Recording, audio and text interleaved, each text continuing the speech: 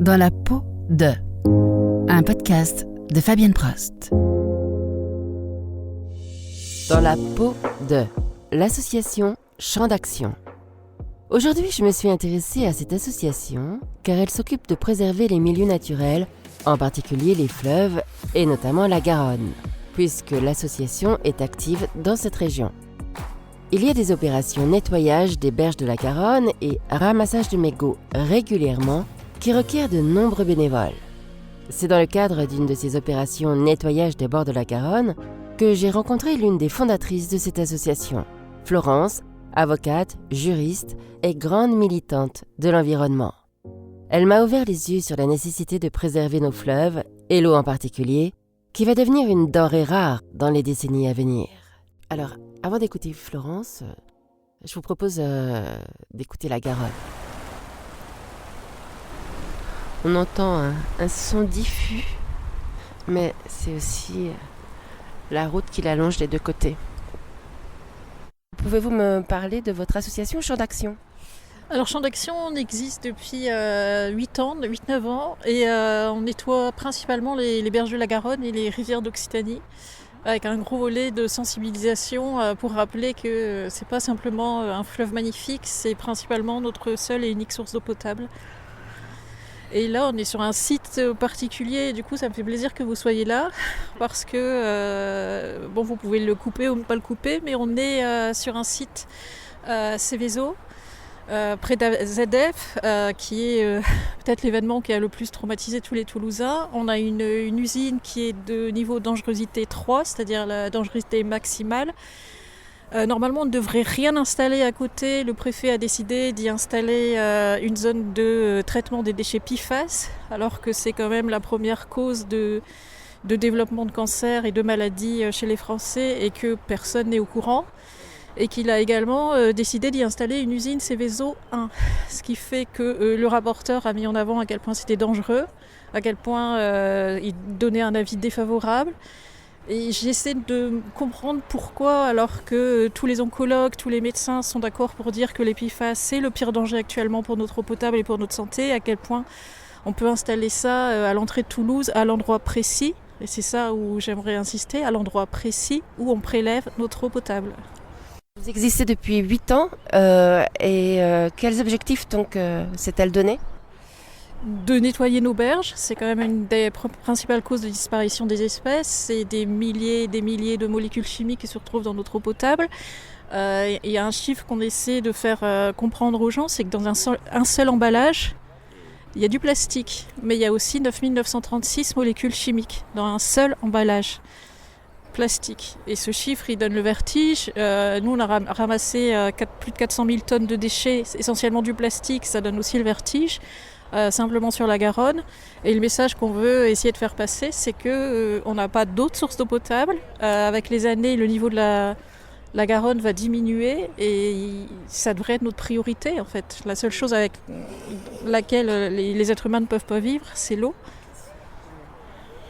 Est-ce que vous avez le soutien de la mairie Oui, alors on a énormément de soutien. On a énormément de soutien de Toulouse Métropole, de la mairie de Toulouse, de la mairie de Blagnac, du conseil départemental, du conseil régional et énormément d'entreprises locales qui nous soutiennent.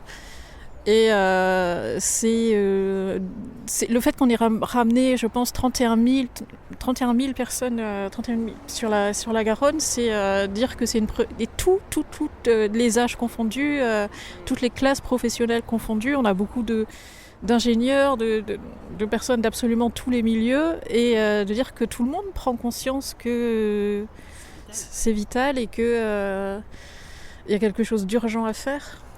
Donc quand vous dites 31 000 personnes, vous voulez dire qu'il y a à peu près 31 000 bénévoles dans votre association ? Dans des bénévoles actifs, on en a 900, mais comme on accompagne des groupes sportifs, des entreprises, des gros groupes, des groupes scolaires, etc., on monte rapidement, on a une moyenne de 5 000 personnes par an à peu près. Sur la région toulousaine principalement, mais même sur les réseaux sociaux en fait. On a des publications qui touchent 500 000 personnes par mois, essentiellement des Occitans. Et c'est des problématiques qui, nous, ont énormément de succès sur les réseaux sociaux. On a des publications qui sont vues facilement 400 000 fois sur notamment cette problématique d'AZF. Et je ne comprends pas pourquoi on n'a pas de relais dans les médias sur ces questions précises. C'est quand même un problème toulousain et occitan de Haute-Garonne qui est majeur.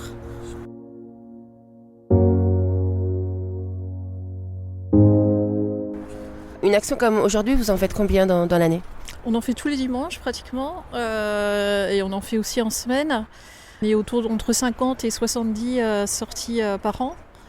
Après, on a une antenne dans les Pyrénées, une antenne en Espagne. On a des antennes qui se développent le long de la Garonne avec des équipes autonomes.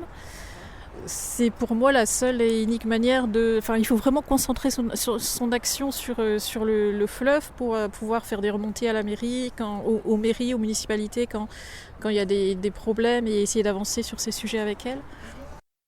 Est-ce que vous pouvez me décrire l'action là, qui va avoir lieu aujourd'hui ? Comment ça se passe en général ? Ben aujourd'hui, on est sur une zone humide remarquable, la dernière et unique zone humide de la ville de Toulouse. Il y a énormément de biodiversité, une biodiversité de fou. Il y a des espèces qu'on ne voit pas du tout en fait en dehors de Toulouse. Et du coup, c'est une zone sur laquelle on insiste et où on vient régulièrement justement pour préserver cette biodiversité. Du coup, aujourd'hui, on attend une quarantaine de personnes et le but, ça va être de nettoyer complètement cette zone avant qu'il y ait un trop grand développement de la végétation et qu'elle soit plus accessible du tout. Donc, qu'est-ce que vous pouvez retrouver parmi les déchets ? Il y a toutes sortes de choses, j'imagine. L'entièreté de votre maison. Vraiment, il n'y a pas. Si je vous mets au défi de me trouver un déchet dans votre maison qu'on n'a pas trouvé, on a même trouvé de l'or, de l'argent, un casque de la Seconde Guerre mondiale, des caddies, mais toute votre maison en fait, vraiment tous les objets possibles et imaginables. Même des objets de collection. Il y a des bénévoles qui viennent et leur but c'est de repartir avec des collectors. Il y a des objets qui sont en parfait état. Moi, toutes mes peintures, tous mes outils, ils viennent de la Garonne en état impeccable. Ça montre aussi peut-être que les gens n'ont pas encore de réflexe très écologique. C'est pas ne pas avoir des réflexes écologiques parce que au contraire c'est ça qui est désolant en fait, c'est que la plupart du temps en fait les gens ont fait le geste de mettre le déchet dans la poubelle et ils ont même fait le geste de le mettre dans la bonne poubelle, sauf que quand on sort sa poubelle et qu'il y a du vent, la poubelle tombe. Nous dans notre rue par exemple, dans ma rue, moi toutes les poubelles tombent quand il y a une tempête, tous ces déchets se retrouvent au niveau de la Garonne et en quelques minutes ils sont sur nos berges. Et c'est la même chose sur certaines rivières en fait. À Beauzelle, la problématique principale, c'est les déchets de la zone Carrefour, du magasin Carrefour. Il y a une benne paprec, elle n'est pas fermée. Ça veut dire que chaque employé a fait le geste précis, le geste qu'il faut, de mettre le bon déchet dans la même... Mais c'est la même chose à l'Oncopole en fait. Tous les déchets autour de l'Oncopole, c'est ces bennes qui sont ouvertes, qui ne sont pas fermées et qui se retrouvent tout autour. Ça veut dire que tout le monde a fait le bon geste et à la fin, il y a une problématique qu'on peut qualifier d'absurde, qui pourrait quand même régler sans une grosse difficulté, mais c'est presque avec un filet, quoi. C'est pas la... Et dans des zones qui sont extrêmement venteuses, comme sur les îles, n'importe quelle île française, en fait, la plupart à Oléron ou au niveau de l'eau, les poubelles, elles sont fixées. Moi, je pense qu'on réglerait un quart de la problématique si on fixait nos poubelles, tout simplement. Ça paraît tellement absurde. Et ça, c'est pas des idées qu'on peut proposer ? Si, mais nous on remonte énormément de choses à la mairie. On leur remonte un carnet de propositions tous les ans avec des problématiques ciblées pour essayer. Par exemple, ici on avait le problème de la déchetterie qui va être déplacée parce que les déchets s'envolent et se retrouvent à travers toute l'île du Ramier. Du coup, elle va être déplacée. Les problématiques sur les mégots. On a réussi à faire en sorte qu'il y ait l'installation de cendriers de manière systématique avec Tisséo.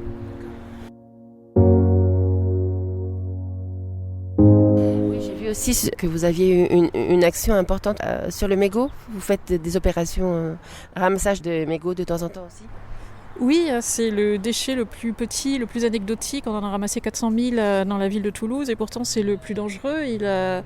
C'est une bombe atomique en matière de produits qui sont extrêmement nocifs pour notre environnement et il suffit de 24 minutes pour que ces déchets, une fois qu'ils sont en contact de l'eau, se libèrent. Et c'est un déchet qui ne devrait même pas avoir la possibilité de toucher le sol. Les gens ne comprennent pas le lien qu'il y a entre un déchet plastique, un déchet comme un mégot ou un emballage plastique, et l'eau potable. À partir du moment où le déchet est en contact de l'eau, ces molécules se libèrent dans notre eau potable. Après, c'est impossible à récupérer et on le boit. Les gens qui n'ont jamais fumé une seule cigarette de leur vie boivent des molécules de mégot tous les jours. C'est un peu effrayant tout ça. Oui, parce qu'en fait, il y a une pollution qui est visible et je pense que les gens en prennent plutôt conscience lorsqu'ils vont ramasser. Ils ne prennent pas conscience que la pollution, la plus grande partie de notre pollution, elle est complètement invisible. Et c'est pas possible de l'enlever actuellement des centrales d'épuration des eaux. On sait très bien que pour les enlever, ça va coûter des milliards à la France. On sait très bien qu'au niveau des répercussions sur le système de santé, et on y insiste ces derniers jours, ça va coûter des milliards à la France, des maladies que ça va...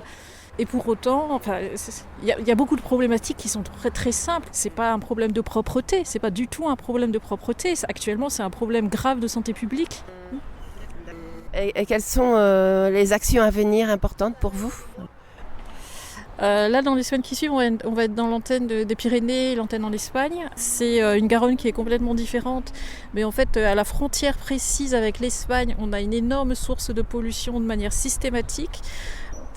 Une rivière ne peut pas être protégée si elle n'a pas une forêt alluviale de chaque côté. C'est la base en fait. Et de manière étrange, en fait, quand on l'étudie, toutes les plantes qui se trouvent de chaque côté de nos berges de manière naturelle et de manière ancestrale, c'est des plantes qui vont dépolluer naturellement notre eau potable gratuitement.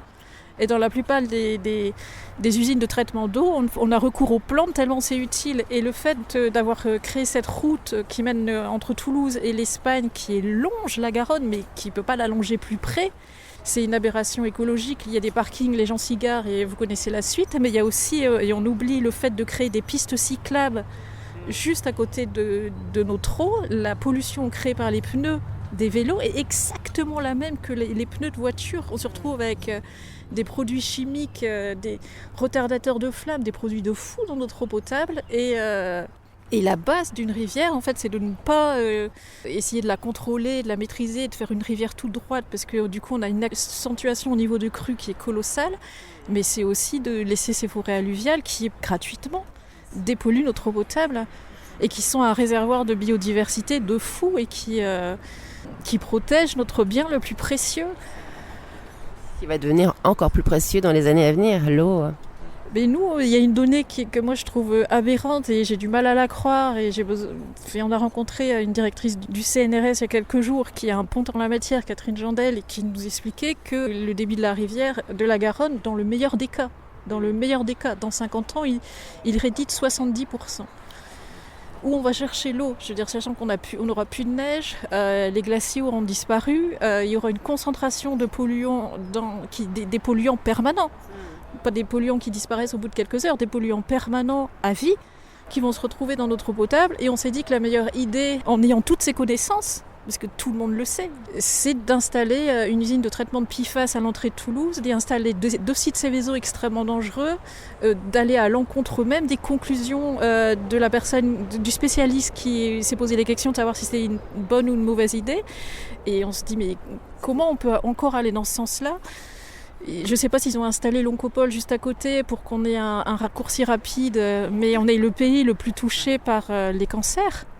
On est un des pays le plus touché par le taux de cadmium dans le sang. Enfin, il y a un moment donné, faut se rendre compte que dans quelques années, les oncologues disent qu'il y aura un Français sur 2 qui aura un cancer. Sur vos enfants, il y en a un des 2 qui aura un cancer. Est-ce que ça ne vous pose pas des questions de vous dire que la plupart de ces cancers pourraient être évités ? Encore une fois, je veux dire, la question n'est pas de savoir si oui ou non on installe un site Seveso Doliprane pour avoir une indépendance française en matière pharmaceutique. Et tous les Français sont entièrement d'accord avec ça, notamment avec ce qui s'est passé pour le Covid, mais on ne peut pas l'installer à un pire endroit. On aurait pu l'installer dans un lieu où en fait on n'a pas une concentration de Toulousains au même endroit, où la Garonne elle n'est pas si basse en cas de crise de crue en fait. Qu'est-ce qui garantit la sécurité de ces sites ? On voit bien à Lyon que même si ils nous garantissaient qu'il n'y avait aucun problème, mais les Lyonnais se retrouvent ils ont découvert il y a quelques jours qu'il y avait des PFAS dans l'air qu'ils respiraient autour de ces sites, c'est-à-dire que tout autour de Toulouse maintenant on va avoir ces concentrés archi-polluants qu'on va respirer en plus.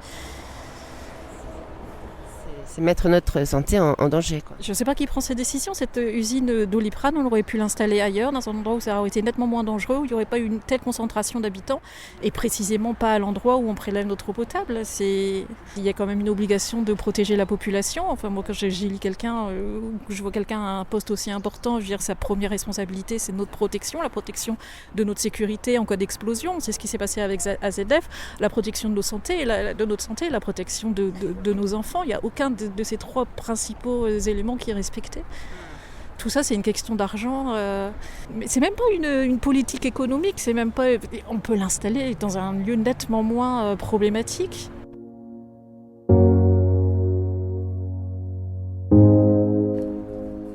Mathieu, donc tu t'apprêtes à aller nettoyer les bords de la Garonne. C'est la première fois ? Oh non, ça fait quelque chose comme 5 ans que je suis bénévole dans l'asso, du coup, donc je suis un peu irrégulier. Il y a le ramassage des mégots aussi ? Oui, pas mal de ramassage des mégots. J'ai fait quelques sorties journée sans tabac, tout ça dans les années précédentes. J'aide un petit peu aussi pour l'organisation, les inscriptions aux activités, donc le côté un peu logistique. Et de temps en temps, quand j'ai le temps, je participe aux actions sur le terrain, c'est trop bien. Tu t'apprêtes à nettoyer donc les bords de la Garonne. Est-ce que tu as des fois fait des trouvailles particulières ? Alors, une fois il y avait une arme à feu, je ne l'ai pas vue parce que c'était dans l'eau, etc. Et on nous a dit de ne pas approcher, j'avais rien vu. Il y avait des trucs, il y avait une fois il y avait un god, ça m'avait marqué.